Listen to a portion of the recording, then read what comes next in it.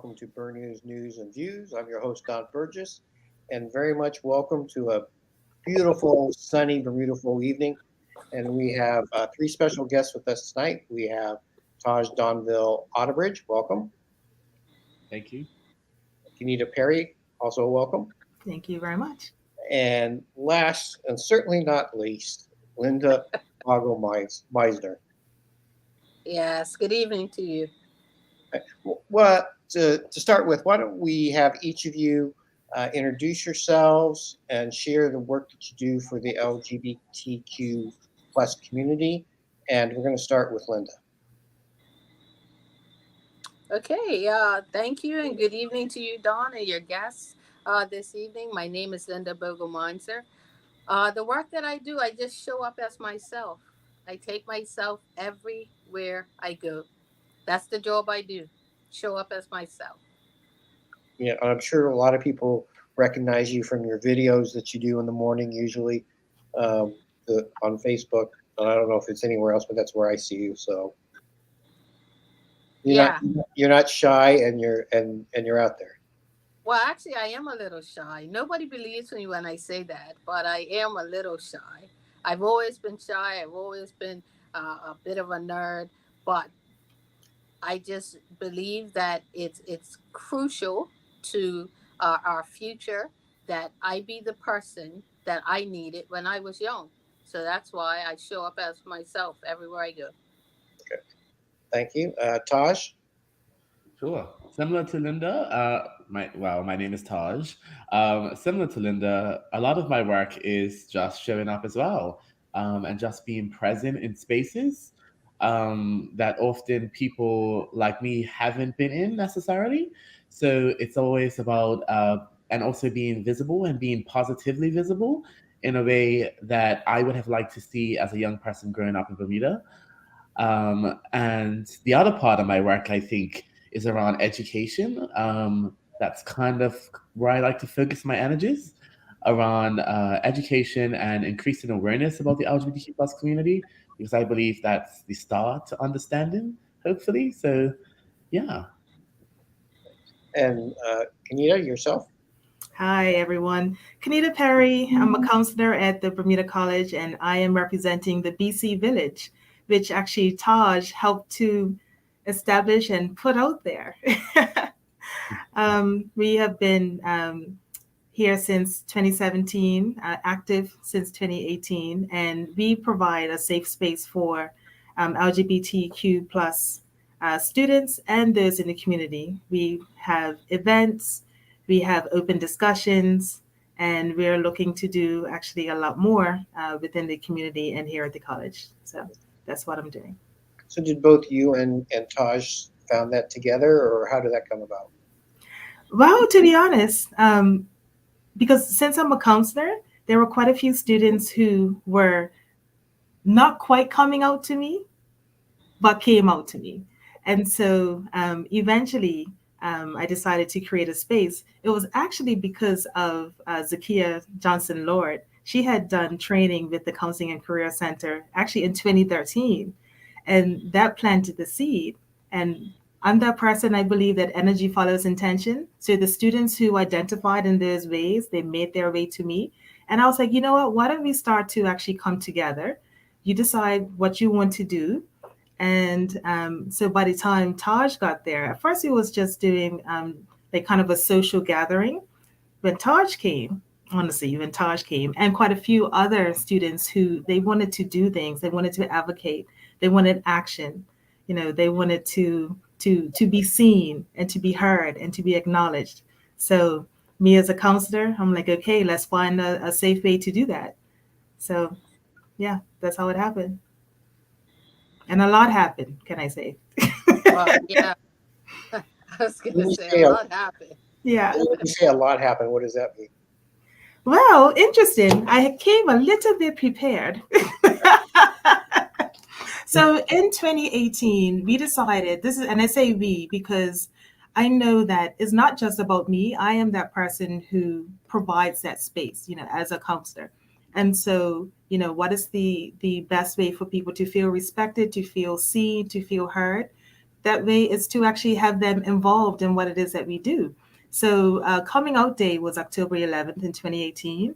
And very last minute, the students decided that they wanted to ask the faculty and staff, would they be willing to acknowledge and to be that safe space, to actually be able to show students that that there are a place where they will be welcome.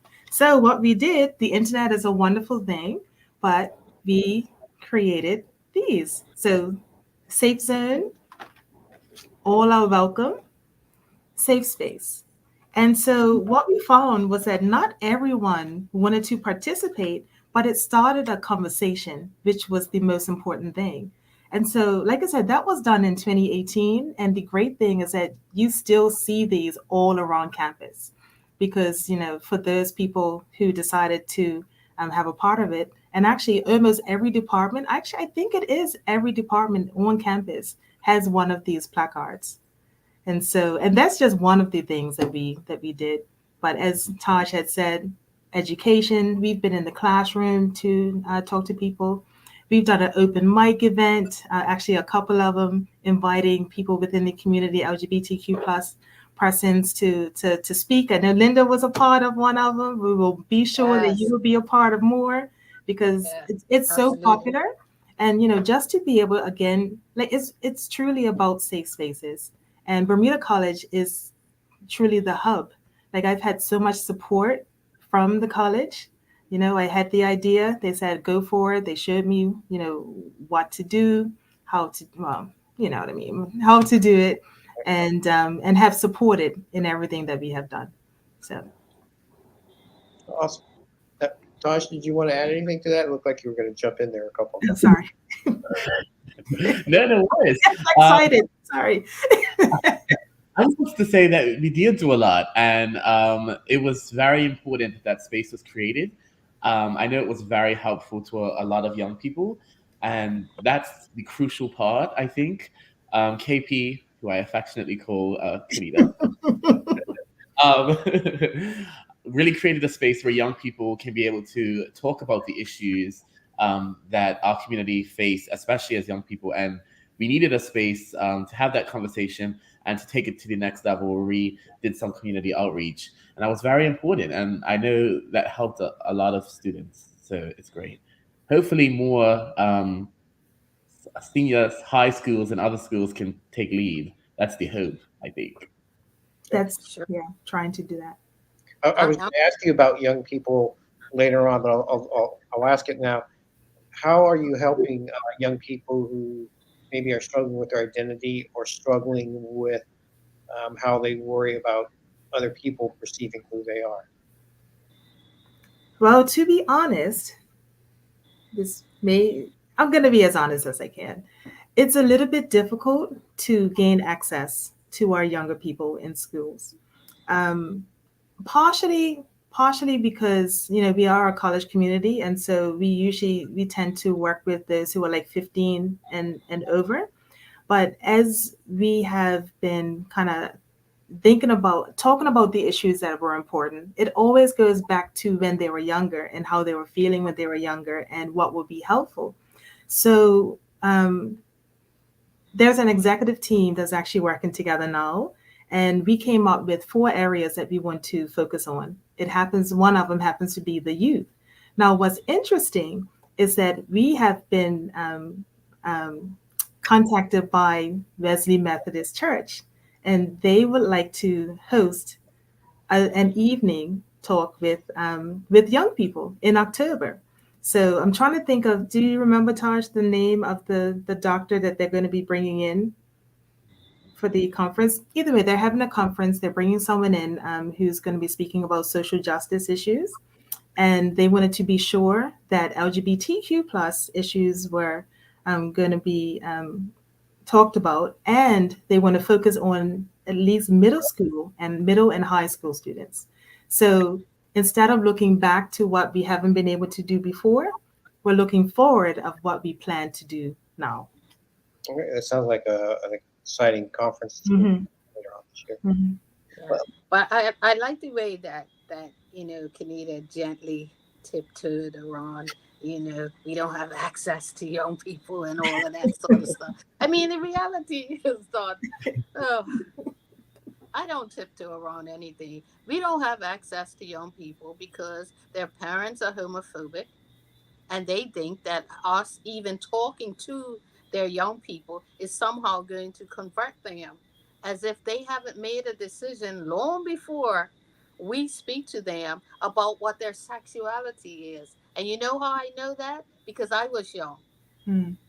We were all young. And I can tell you without a shadow of a doubt, long before I hit my teens, I knew what my preference was.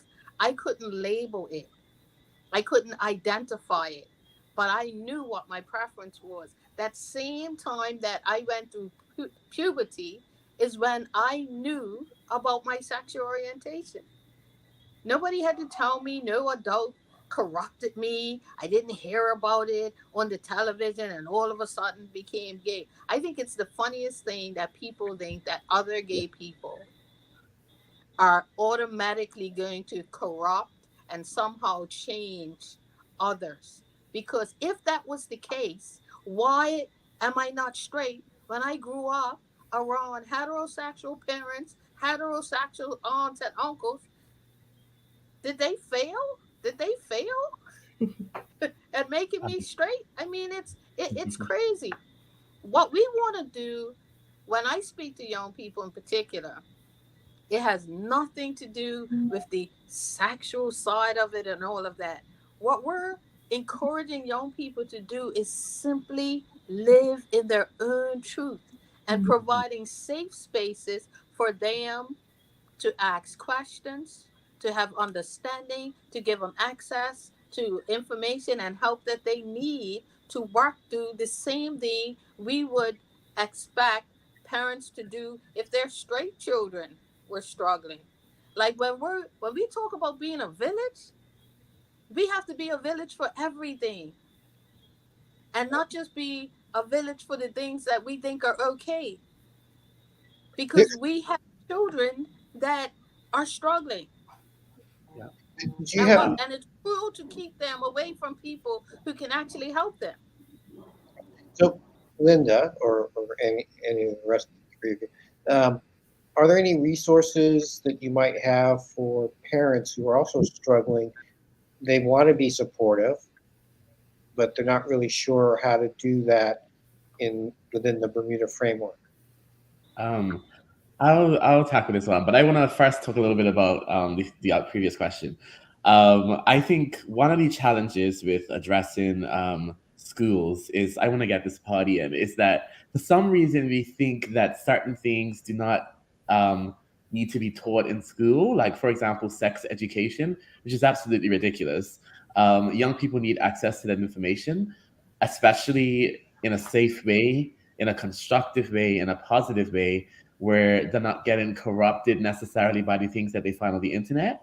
And I think it's vital that the school system reach young people about these issues before they have the chance to search the internet. I think it's vital that they do that. It's young people are going to get sex education anyway. I think the key is to make sure that it's comprehensive, that it's inclusive, and that it's positive and well taught. And the way we do that is by doing it through the school system. I've said it, many other people have said it. It's been a lot of talk about it, but yet the Minister of Education and the government in a whole has not mentioned sex education in any way, shape, or form in their school reform, which is very, very unfortunate. To go on to your question about resources, that's a challenge. That's a challenge. That was a challenge for me coming up. I think it was very difficult to kind of navigate who I could go to and where I could go, and let alone where my parents could go to find information. I think school counselors should be the outlet for that. Unfortunately, they're not, because they're not educated enough, or they have some kind of moral objection to talking Some. about LGBT plus issues. Yeah, some. Yeah. Not all of them. And that provides a challenge. School counselors should be able to talk about all of these issues and should be able to advise parents around these types of exact issues that young people go through. Unfortunately, some of them do not have the skills, do not have the education, do not have the knowledge. I guess my tip to parents would be to read, to research. That's a lot. That's a large part of self awareness. Is that you have to do some kind of own exploration, and whether we like it or not, everyone knows someone who is queer, who identifies as LGBTQ plus. So those parents can go to one of their friends, I'm sure who they have, who is queer, and say, "How can I support my child who may be LGBTQ plus? What would you have wanted? What would you have liked to see your parents do for you that I can now do for my children?" I think that will be very, very powerful because we all know queer people. My parents had queer friends when I was growing up, so I know that everyone's parents has an LGBTQ plus friend in some way, shape, or form. So that's a good way to start, I think. There's And I one in can every add, family, Don. There's But one in every family. yeah. We really do know that there is a gay person in every family, and now that people are actually brave enough to live their truth, the wonderful thing is, as Todd said, and I completely agree, we have walking living resources that you can refer to. I mean, many parents have called me up, and not just for their young children, but even when their adult children come out, when their adult friends come out, people call me up and say, "Hey, what do you think I should do?" or "What is my role?" and all of these sorts of things. And so it's an opportunity to have dialogue. But in terms of workspaces, the the employer should be providing open spaces and safe spaces for these dialogues to take place about how people should be treated in the workplace when they come out, and what they can do as an ally and how they can educate themselves and support. The most important thing you can do for anybody in any situation is to genuinely support them. You're never going to say the right thing. You're never going to do the right thing. Shoot, we just as people, we don't always say or do the right thing. But when you let somebody know you just support them, you just love them, you might not understand it all, but you just love them, and you're here for them, and you're willing to learn and understand. That's listen, that is tremendous. no, If I for- could just add to that, I know Don, but I have to answer that too with the parents. So there's actually a website called PFLAG. I'm pretty sure that it's PFLAG that is specifically for parents of LGBTQ plus persons. So that's an internet resource that if they don't want to connect with anyone in Bermuda and be able to do their research. The other thing is that the BC Village, that is actually one of the tenets that we want to tackle, that we want to provide support for parents. And that way will be to, again, provide a space for them to come together and to talk.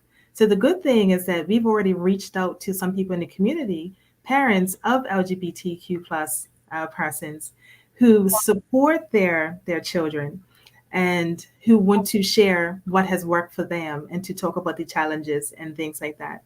And the other thing for the schools, I know I was talking about the parents, but for the schools, also the plan is to actually to gatekeep, like to talk to the counselors, because like you said, that they should be, where we can go. What's interesting is that they also have been coming forward. So I just think this is just the perfect time to have this talk and put it out there to the community. If you know of anyone that wants to like start to have some conversations, contact the BC Village, contact me.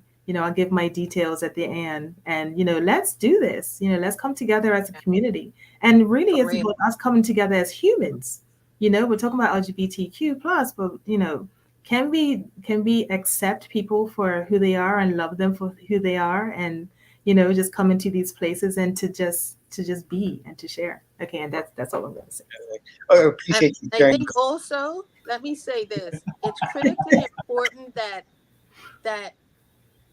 parents get support from their friends and family too, Mhm. and not, some of the reasons why parents are reluctant to go and search for support or act is because they themselves are dealing with it too, and they don't want to tell other people because they don't want to out their children, right? Mhm. And so when they do tell their friends, they don't want their friends go out and tell everybody. So they need support as well, and that's where that village comes. That's where that family comes.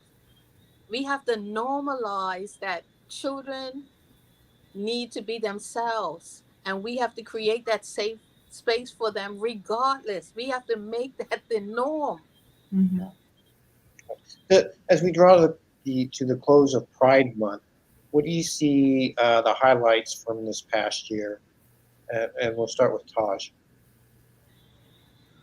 Highlights. I think it's hard to have a positive highlight with this past year, especially. That's a tough one. I think one thing I'll do this. One thing that I'm looking forward to certainly is Pride in Bermuda again, being in person for the first time again in 3 years now, 2 years, 3 years. I think that will be great, and I think that's a great opportunity to be visible and be present and show that LGBTQ plus people exist in Bermuda and that we have some level of support and that we're not gonna just hide in the corner. I think it's important that we do that. I guess one highlight would be my articles that have been in the news this month.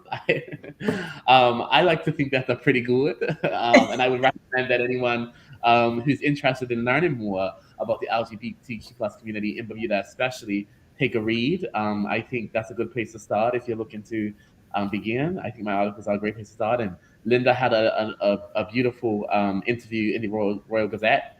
So that's also a good place to start as well. So that's, I guess, what I would call a highlight. When's the Pride March this year? The weekend of August 27th. Okay, great. Okay.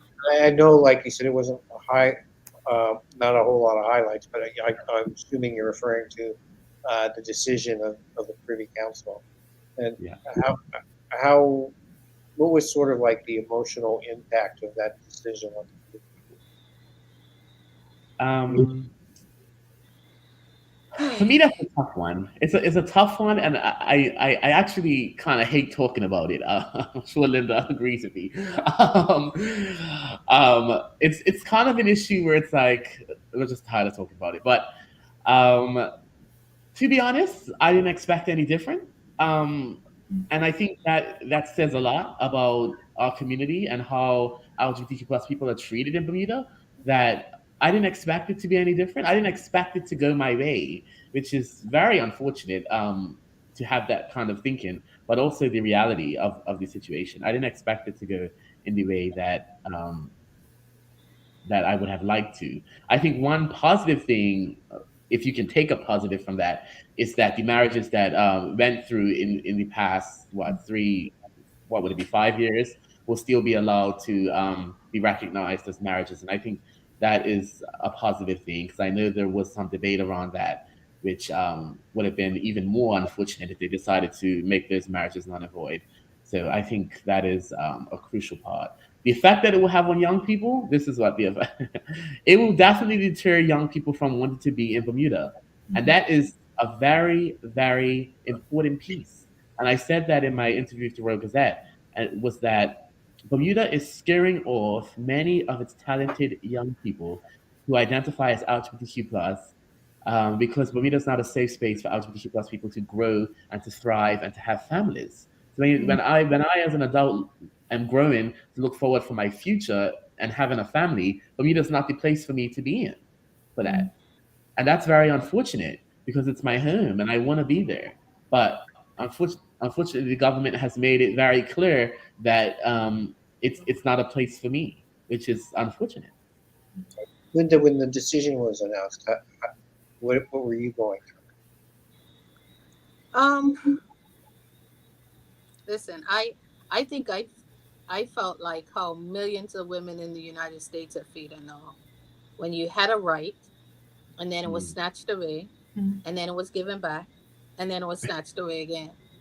And it just highlighted that with a stroke of a pen, somebody's life Mhm. and their rights can just be snatched away from them. Mhm. And I think it's I think it's very unfortunate, but I do also recognize that Bermuda is further than some of our, our fellow Caribbean countries.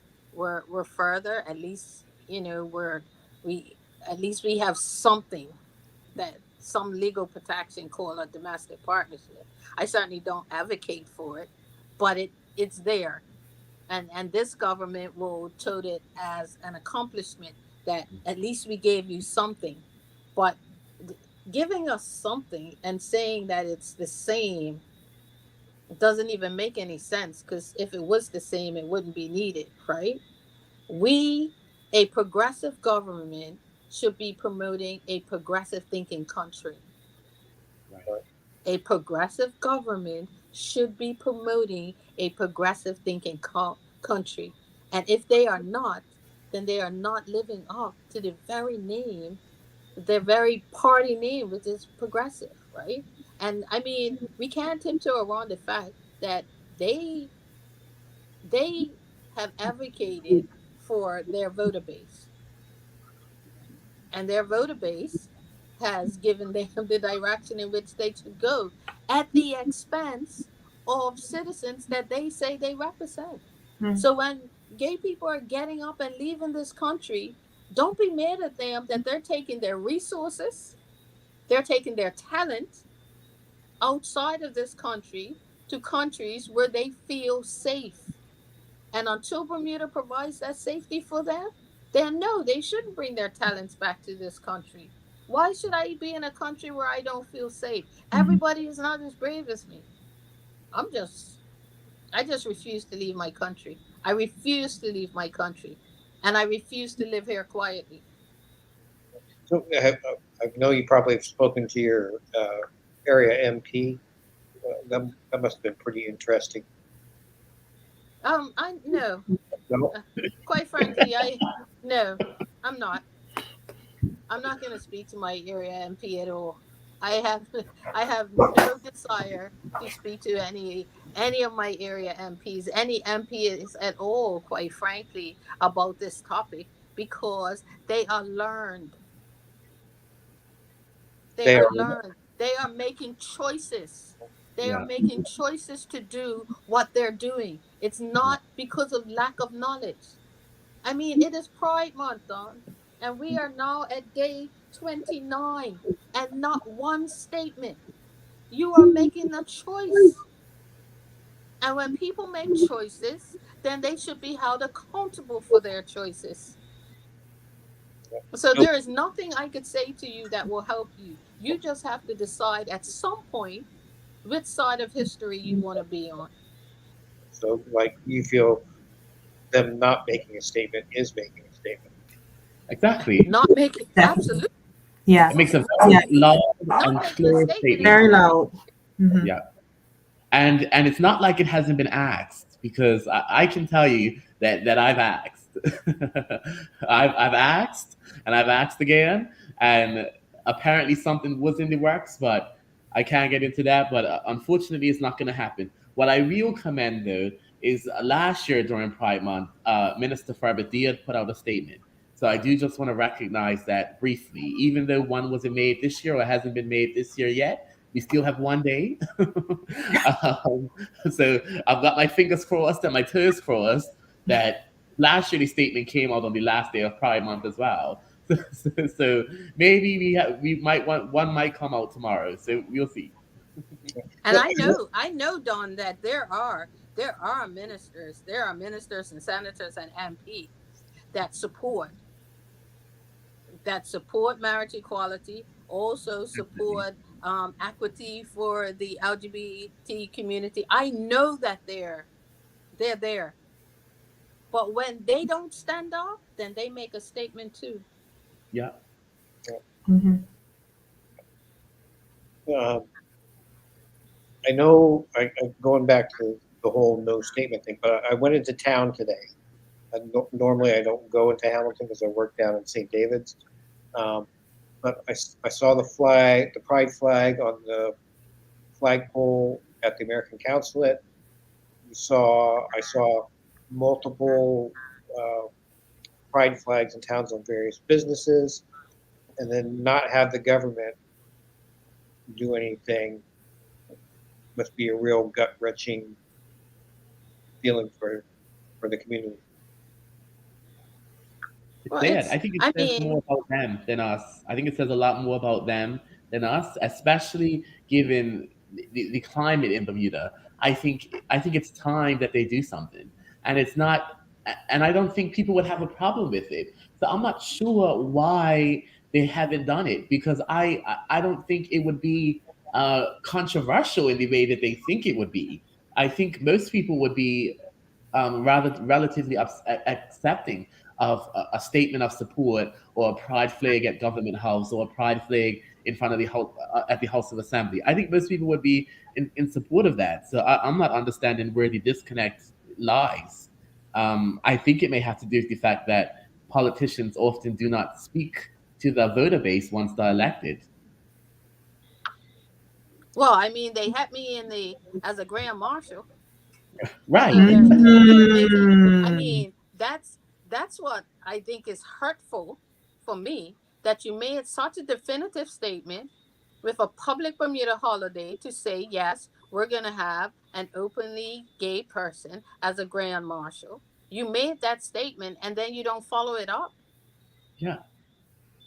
I mean, I don't know. I don't know how politics works either. I thought it was based on representing, all of the people, regardless of how they voted.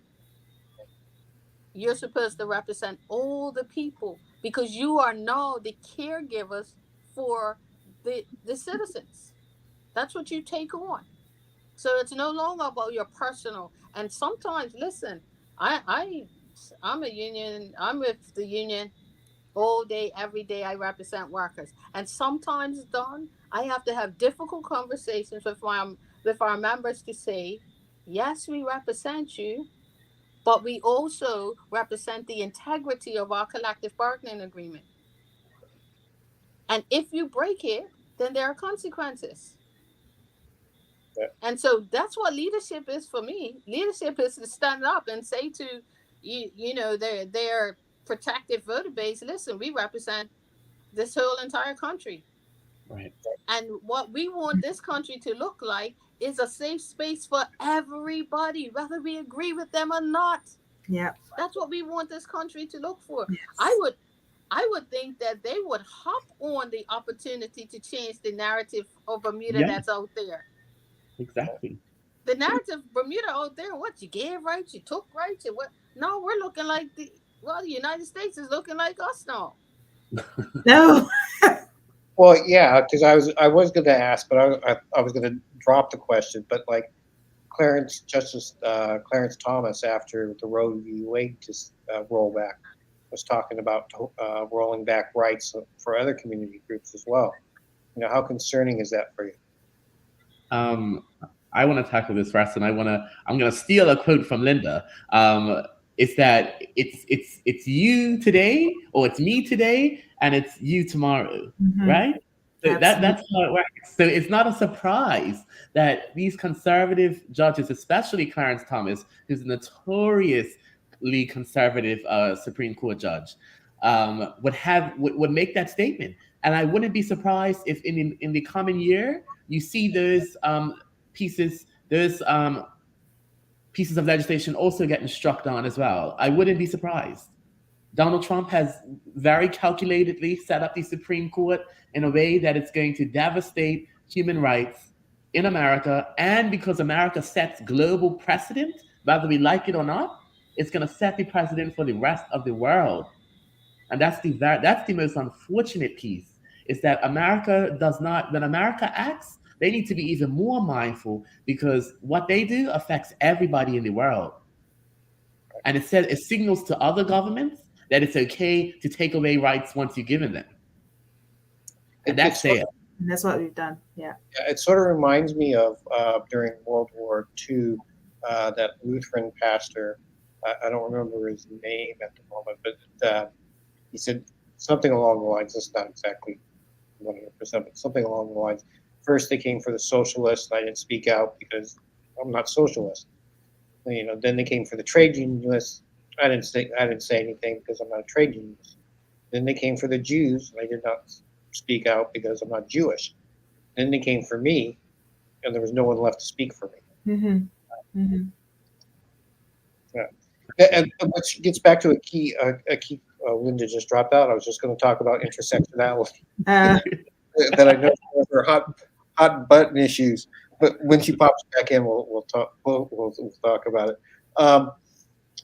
What are some of the other challenges facing the LGBTQT plus community in Bermuda? I'll go first because I know KP is probably gonna have a lot to say, so I'll be short. I think the main challenge is a lack of resources, a lack of locally tailored resources that are well publicized, well advertised, and I think that's a call to action as well. Like I said in my article, it's a call to action to people. It's not enough. It's not enough to support behind closed doors. Now is the time, especially now that there's all of this legislative attack going on. Now is the time to make your support known to the public. You must make your support known to the public. You must make your actions known to the public. You must make the public aware that your company, for these international businesses, that out Bermuda, what they're doing, how they're doing it, and how you can access this care, these services. I think that is where the LGBTQ plus community has really struggled in Bermuda, is to get these services, because there's a lot of things going on. Out Bermuda does a lot of great work, I would say. However, they very, very rarely publicize the work so that people are aware of it. And that's very unfortunate, because when people aren't aware, it's almost like it didn't happen. Mm-hmm. I must have said something offensive. I just got kicked out. We're going to come back to you in a second, but Raj thinks that you have a lot more to say on the subject. Well, not necessarily a lot, but we do have the opportunity to work with students, so I can talk about that population. And an issue that a lot of young people have is actually with housing and having safe housing. For those who have been kicked out of their houses, who are they're ostracized, have no support, sometimes the only places where they can go would be like to a place like, say, Salvation Army. And I'm just saying that as an example. But, imagine there's persons who are transitioning, who are trans people transitioning. And, it's a separate, it's either male or female of where do you sleep? But the great thing is that some organizations are actually reaching out and asking questions and asking, how can we support and what are things that we need to create? I was just recently in a workshop through the IAC, and it's for different charities and organizations across the island that work with vulnerable people. So I was invited to be a part of that. And it was talking about working with LGBTQ plus persons. And it was a full session. So meaning that people are starting to think about what actually is important. How can they support? I had someone reach out to me from a major organization asking for resources because they want to create policies for the work that they do with LGBTQ plus persons. And so, I talk about the housing and relationships. Like that's a big issue that, and not just young people, to be honest, anyone who decides to come out, because there are those who come out in their 30s, their 40s, and their 50s. A bit of a different experience because, some people are like, they just feel more sure and don't care what anyone thinks about or talks about them. But certainly for the young people, it's a source of stress for them, and sometimes turn to alcohol and drugs and unhealthy relationships and have to deal with trauma and drama. So this is just an ongoing thing, and so it is certainly something that we need to talk about, and that some organizations are certainly starting to see, notice, and want to do something about it. So I actually have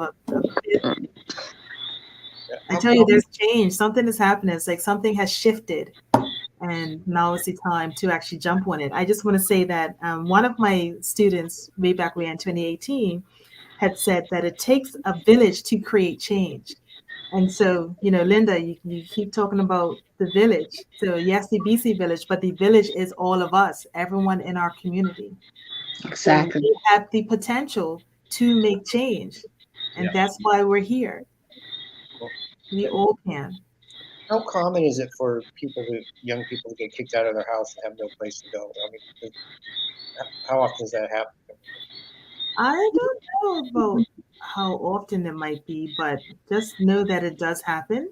I mean, transient persons, I mean, that's because sometimes a person is sleeping at one person's house over the weekend, or they stay for a couple of extra days. That's actually something that a lot of young people deal with in general. But certainly for the LGBT Q plus persons, it is a challenge that they have to deal with. I'm not sure about numbers, but to be honest, if there's even one person who is not welcome, in their home space, then that's an issue, and that's something that we need to try and figure out. And Imagine even that there are like places where it's almost like foster parenting. Like imagine. Actually, I just thought of that. That would be a great program. That someone says my place is a safe space for someone to stay for like a month, and there are people who will be able to help them to get onto their feet and to support. That's how I want to support. right, And sometimes it's not actually kicking them out of the house, it's encouraging them to go somewhere else to stay. Mm-hmm.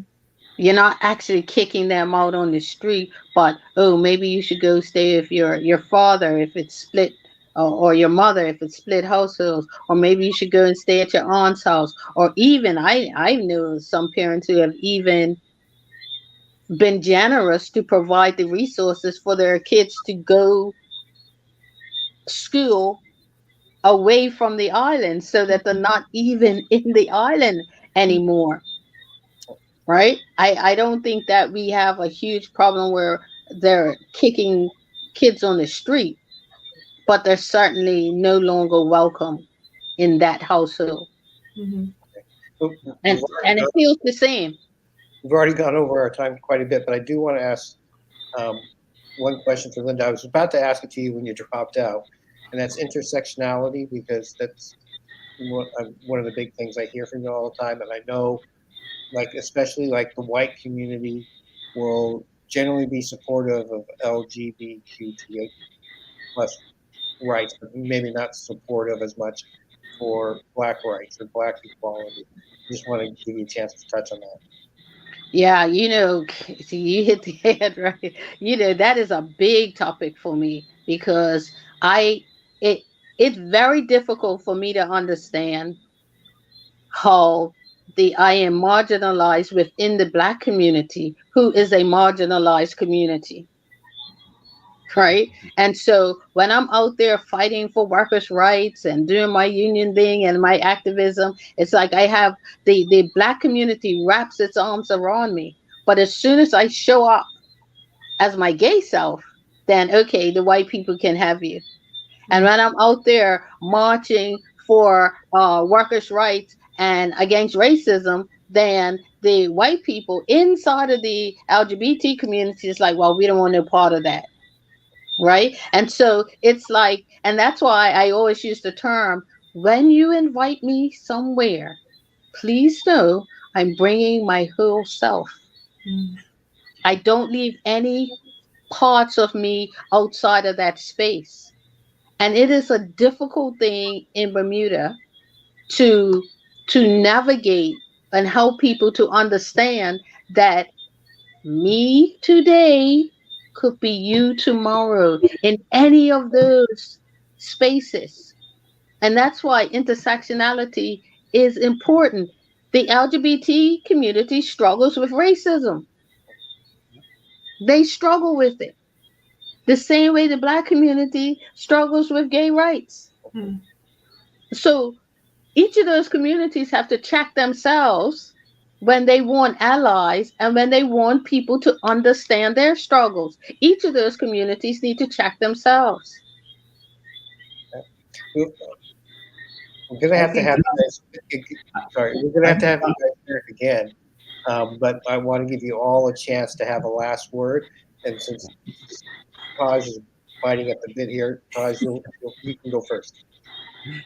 I just wanted to really quickly say that a lot of people like to say you can choose between what identity. You should choose your blackness over your gayness because that one's more visible, whatever, whatever. People like to say that. And this is what I'll tell you, and I'm stealing this from Linda as well. It feels the same. When someone calls me a faggot and when someone calls me a nigger, those feel the same. They don't feel any different. So then, when people have to be mindful that those are all parts of my identity. And for you to say that one part of my identity holds precedence over another, that's not correct. So people have to really understand that part right there. And that's where intersectionality comes in. We need to recognize that all of us have unique experiences because we all have multiple identities. And all of those identities are equal parts of who we are, and they need to equally be respected. I think I'll leave with that. And I'll also signpost again to my articles this month.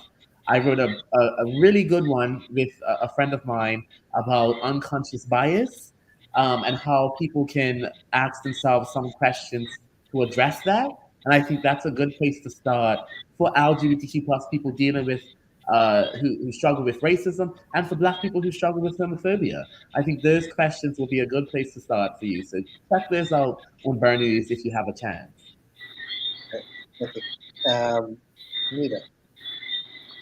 Yes. So my plug is be a part of the BC Village. When you see that we have events that are coming up, please come and support. My email is kperry@college.bm. I'll say it again, kperry@college.bm. We need everyone to come and to be a part of the conversation. Don't be afraid to have conversation. And so, yeah, I'm excited for what we're going to be doing in the very near future. Keep an eye out for what we're doing, and really appreciate being a part of this sort of conversation. And we get to continue it at the BC Village. Thank you very much. And Linda, you get to cap this all off. Well, even though I think that we have a long way to go, I give credit for where we are. We are so much further than where we were. There are incredible people in Bermuda. There are people that are invested in making this country the best country that it can be. And I appreciate those persons. I appreciate the people that do the hard work to not only change what they believe, but to put it in action, to come to an understanding that it has my having rights doesn't take away from your rights. Right. That we all just want the same opportunity to live and love in the country and where we were born and where we are raised, and everybody deserves that right.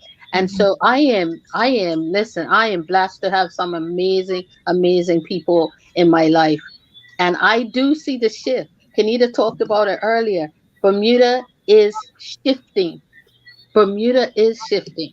Maybe not quick enough for me, and maybe not quick enough for those that really need it right now, but we are shifting. And I believe that we are going to get to the place that we need to be. But the village has to continue to do the work. I really appreciate all three of you. And like I said earlier, glad to have you back at sometime in the future, because I still have like about 4 or 5 questions I wanted to ask you. So, you got like 3 talkers done. Oh, I wasn't worried about you because I know you, Linda, but I wasn't familiar with Taj or Kennita, but now I am. So You have a lot to say. Next time I'll just prepare 2 questions, and that'll be. Again, thank you very much, and on behalf of Burn News this evening, have a beautiful evening.